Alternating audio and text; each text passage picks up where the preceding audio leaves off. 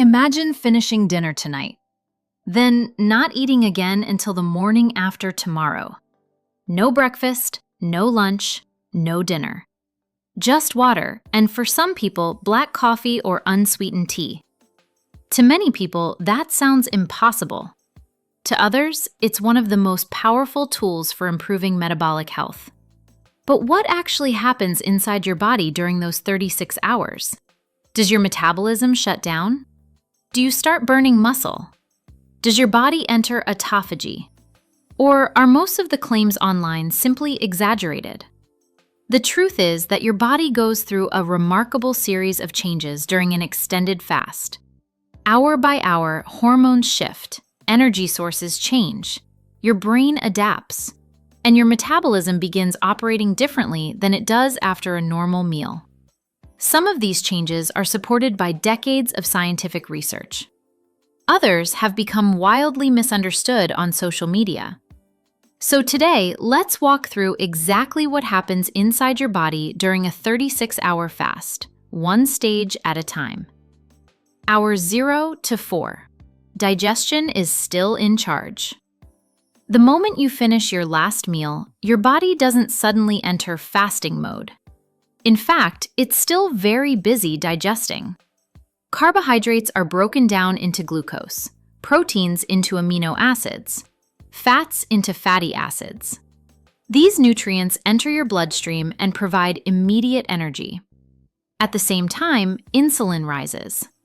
Its job is simple: move nutrients into cells where they can either be used or stored. During these first few hours, your body is still running primarily on the food you just ate. You haven't entered the true fasting phase yet. Hours 4 to 12. The transition begins. As digestion slows, insulin gradually starts falling. Your body no longer depends entirely on incoming food. Instead, it begins using stored energy. The first source is glycogen. Think of glycogen as your body's emergency fuel tank. It's stored mainly in the liver and muscles and provides quick access to glucose whenever your body needs it. Throughout these hours, your liver steadily releases glucose into your bloodstream to keep your brain functioning normally. Most people feel completely normal during this stage. In fact, if you've ever skipped breakfast, you've probably experienced this phase many times without even realizing it. Your body has evolved to handle short periods without food remarkably well. Hours 12 to 18. Your metabolism starts changing. Now things become more interesting. Insulin continues declining. Your body starts depending more heavily on stored energy rather than recently eaten food. Fat begins contributing a greater percentage of the fuel your body uses. At the same time, hunger often arrives in waves. Many people think hunger gets stronger every minute they don't eat. Surprisingly, that's usually not how it works. Hunger is heavily influenced by hormones such as ghrelin and by your normal meal schedule. If you usually eat lunch at noon, you may feel hungry around noon. But if you stay hydrated and continue fasting, that wave often fades after a while. This surprises many first-time fasters. They expect hunger to keep increasing forever. Instead, it often rises, then settles down. Hours 18 to 24. Fat becomes a bigger player. By now, glycogen stores are gradually becoming more limited. Your body responds by increasing its reliance on stored fat. The liver also begins producing ketones. These molecules become an alternative energy source, especially for the brain. This is one reason some people report improved mental clarity during longer fasts. However, everyone's experience is different. Some people feel energized, others feel tired. Hydration, sleep quality, previous diet, and overall metabolic health all influence how you respond. This is also the stage where many online discussions begin talking about autophagy. But here's something important. Scientists cannot point to one exact hour where autophagy suddenly switches on in every human being. Instead, evidence suggests that autophagic activity gradually increases as nutrient availability decreases and fasting continues. There isn't one universal timer that applies to everyone. And the biggest changes are still ahead. Because once you move beyond the first full day without food, your body enters one of the most fascinating metabolic transitions it can experience. Hours 24 to 30, your body fully adapts. After roughly one full day without food, your body has largely completed its transition away from relying on recently eaten calories. Instead, it becomes increasingly dependent on stored energy. Fat now provides a much larger share of the fuel your body uses. Your liver continues producing ketones, giving your brain an alternative energy source when glucose availability is lower. This is why some people report feeling surprisingly focused during longer fasts. Others may still experience fatigue, headaches, or irritability, especially if they're dehydrated, not consuming enough electrolytes, or are new to fasting. Everyone adapts differently. Your metabolism is influenced by age, body composition, activity level, previous diet, and overall health. There is no universal fasting experience.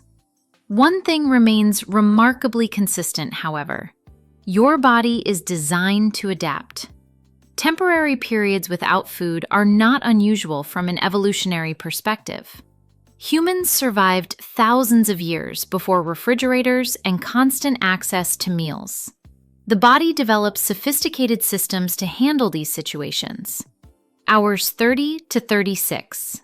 Maintenance mode. As the fast continues, your body becomes increasingly efficient at using stored fat and ketones. Insulin remains relatively low. Glucagon remains elevated, helping release stored energy whenever it's needed. Many discussions about fasting also mention cellular repair during this stage. Scientists continue studying how fasting influences processes like autophagy, but it's important to understand what the research actually shows. Autophagy is a normal housekeeping process occurring inside your cells all the time. Evidence suggests fasting may increase autophagic activity under certain conditions. However, researchers cannot currently point to one exact fasting duration that guarantees a specific level of autophagy in every person. Your body isn't following a countdown timer.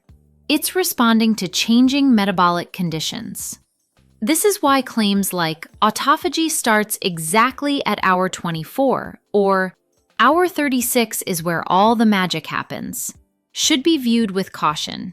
Human biology is far more complex. What about muscle loss? One of the biggest fears surrounding longer fasts is losing muscle. Fortunately, your body doesn't immediately begin breaking down large amounts of muscle tissue simply because you skipped meals. Early during fasting, your metabolism prefers using glycogen and stored fat whenever possible. Hormonal changes also help reduce unnecessary muscle breakdown. That said, prolonged fasting performed repeatedly without enough protein intake or resistance training can eventually make preserving muscle more difficult.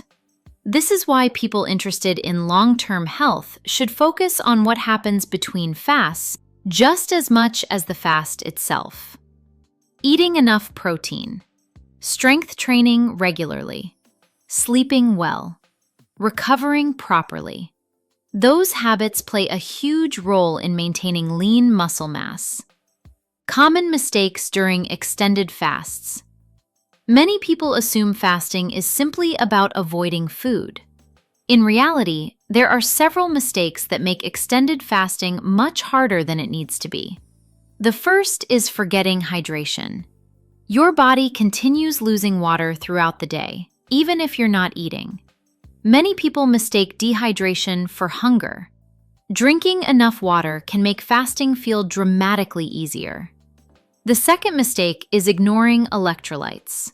Sodium, potassium, and other electrolytes help regulate fluid balance and support normal nerve and muscle function. During longer fasts, maintaining adequate electrolytes may become increasingly important for some people. The third mistake is treating fasting like a competition. Longer isn't automatically better. A well-planned fast that fits your health status and lifestyle is generally far more valuable than pushing yourself through extreme fasting challenges you can't sustain. The fourth mistake is breaking the fast poorly. After 36 hours without food, many people feel tempted to eat everything in sight. Large, highly processed meals may leave you feeling uncomfortable. Breaking the fast gradually with balanced, nutrient-rich foods is often much easier on your digestive system. Is a 36-hour fast right for everyone? The simple answer is no. While some healthy adults choose to include longer fasts as part of their lifestyle, they're not appropriate for everyone. Children, pregnant or breastfeeding women, people with certain medical conditions, or anyone taking medications that affect blood sugar should speak with a qualified healthcare professional before attempting extended fasting. Even among healthy adults, there's no requirement to complete a 36-hour fast to become healthier. Many people experience meaningful benefits through consistent overnight fasting, balanced nutrition, regular exercise, and good sleep. Fasting is one tool, not the entire toolbox. Before we wrap up, if you're interested in learning more about natural ways to support your health, there's one resource I genuinely recommend. It's called Wild Women Remedies, and it covers topics like gut health, hormone balance, healthy aging, natural remedies, and overall wellness in a practical, easy-to-follow way. If you'd like to learn more, I've left a link in the description below. Now, let's get back to the video. So what really happens during a 36-hour fast? Your body gradually shifts from relying on food to relying on stored energy. Glycogen begins to decline. Fat contributes more of your fuel. Ketones increase. Hormones adapt to support the fasted state. And cellular maintenance processes continue responding to your changing metabolic environment. The biggest lesson is this: your body is incredibly adaptable. It has evolved to handle temporary periods without food far better than most people realize. Whether or not you ever choose to complete a 36-hour fast, remember that lasting health isn't built from one impressive challenge.